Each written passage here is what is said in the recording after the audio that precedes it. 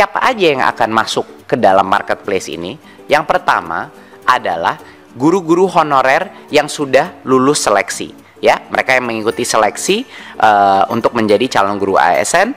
Nah, seleksi ini pas mereka sudah lulus, itu pasti grade, mereka akan masuk ke dalam database ini. Yang kedua yang akan masuk marketplace ini, pool talenta ini adalah lulusan PPG Prajabatan. Ini guru-guru baru yang sudah lulus PPG, dan mereka akan juga masuk ke dalam marketplace terintegrasi ini, ya. Dan juga sistem rekrutmen guru P3K pakai marketplace ala Nadiem Makarim ini akan berlaku tahun 2024. Teman-teman semua, perlu kita ketahui bahwasanya beberapa hari yang lalu Komisi 10 sudah melakukan rapat dengan Kemendikbudristek, yang salah satunya adalah Nadiem Makarim meluncurkan salah satu sistem rekrut untuk P3K guru tahun 2024 dan seterusnya melalui sistem marketplace. Di situ beliau juga memberikan tiga langkah jitu untuk segera menuntaskan program 1 juta guru, teman-teman. Oke. Jakarta, CNN di Indonesia, Kementerian Pendidikan Kebudayaan Riset dan Teknologi atau sering kita sapa dengan Kemendikbudristek akan mengubah sistem rekrutmen guru pegawai pemerintah dengan perjanjian kerja atau ASN P3K. Oke. Nah, ini teman-teman semua, Kemendikbudristek Nadiem Makarim mengubah sistem ini dilakukan sebagai upaya mengatasi permasalahan guru honorer yang ternyata setiap tahun selalu bertambah, gitu nih. Sistem ini rencananya mulai berlaku pada tahun 2024 secara permanen ya, di tahun mendatang ini. Rencana perubahan sistem rekrutmen itu disampaikan pada rapat kerja dengan Komisi 10 ya, pada Kamis tanggal 25 bulan 5. Nadiem menyebut rencana sudah didiskusikan bersama Kementerian Keuangan, Kemenq, Kemendagri, dan Kemenpan RB.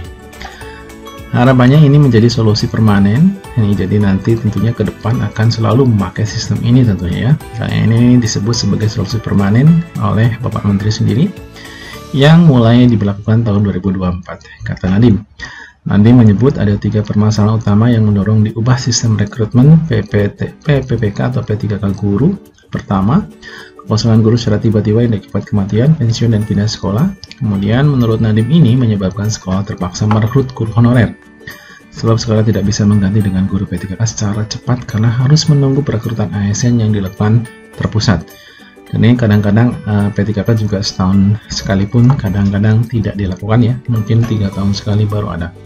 Ini salah satu permasalahan yang memang harus kita sadari betul.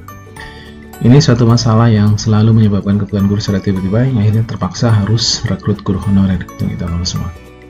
Permasalahan kedua adalah kebutuhan rekrutmen guru di setiap sekolah berbeda-beda. Nih menurut Nadiem, rekrutmen terpusat tidak menjawab solusi atas permasalahan tersebut. Nah, sistem baru rekrutmen 2004 ada konsep marketplace. Nah, teman-teman semua, kira-kira penjelasan yang seperti apa yang bisa kita tangkap dari apa yang beliau tawarkan? Silahkan teman-teman simak videonya. Ada 3 pilar daripada solusi permanen ini.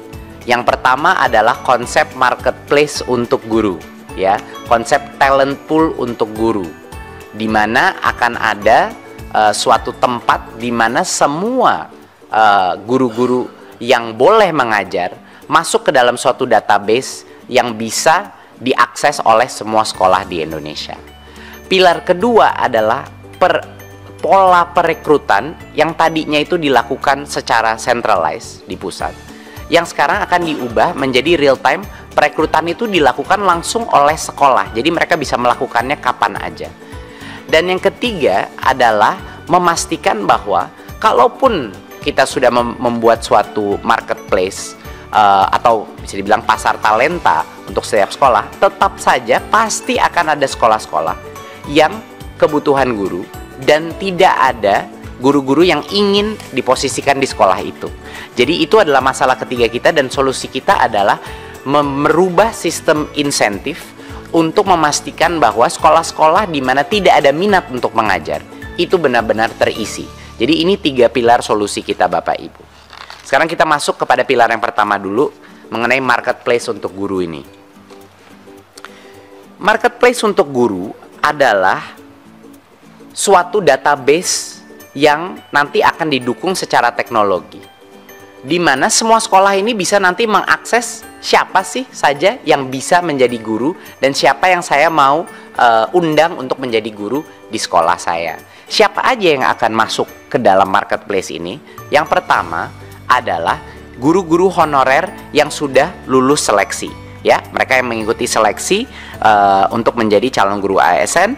Nah, seleksi ini pas mereka sudah lulus, itu pasti grade, mereka akan masuk ke dalam database ini. Yang kedua yang akan masuk marketplace ini, talenta pool talenta ini, adalah lulusan PPG Prajabatan. Ini guru-guru baru yang sudah lulus PPG, dan mereka akan juga masuk ke dalam marketplace terintegrasi ini, ya.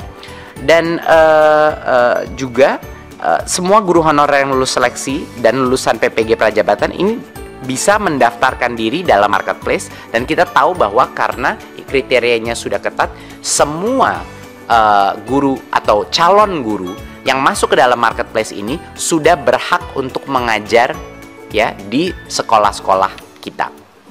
Nah, jadi calon guru ini lebih fleksibel untuk mendaftar dan memilih lokasi mengajar tanpa harus menunggu lagi proses perekrutan secara terpusat, ya. Jadi ini real time, benar-benar kita mengikuti kebutuhan masing-masing sekolah di daerah. Berikut, sekarang kita bahas proses perekrutannya sendiri yang akan berubah.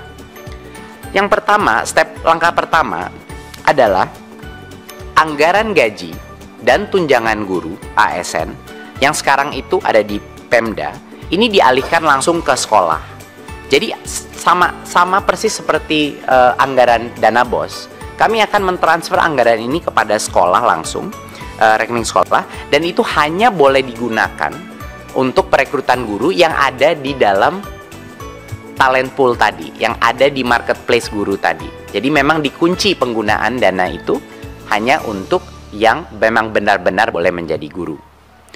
Dan yang kedua adalah sekolah sekarang bisa merekrut guru ASN kapan saja, tidak perlu menunggu siklus perekrutan. Kapan saja mereka bisa merekrut, menawarkan posisi mereka, asal itu mengikuti formasi yang saat ini ditentukan oleh, yang kedepannya tahun 2024 akan ditentukan oleh pemerintah pusat berdasarkan semua data dari Dapodik dan data source lainnya, ya. Tapi ini bersifat dinamis, setiap tahun tergantung, kalau jumlah siswa berubah, formasi akan berubah dan selainnya. Jadi ini perubahan yang cukup besar, seperti yang kami sudah bilang dalam beberapa raker sebelumnya.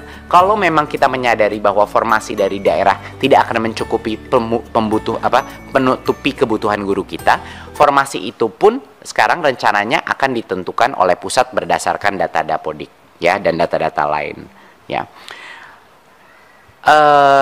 Step ketiga adalah langsung setelah semua talenta pool itu sudah jadi dan sekolah bisa mengakses, anggaran sudah ditransfer ke sekolah, perekrutan itu dilakukan melalui platform teknologi ini. Jadi setiap sekolah, setiap kepala sekolah bisa memastikan untuk merekrut guru yang berkompetensi, dan ini dikunci. Sekali lagi, ini yang penting, kita kan mau mengatasi masalah honorer ini secara permanen, Bapak Ibu.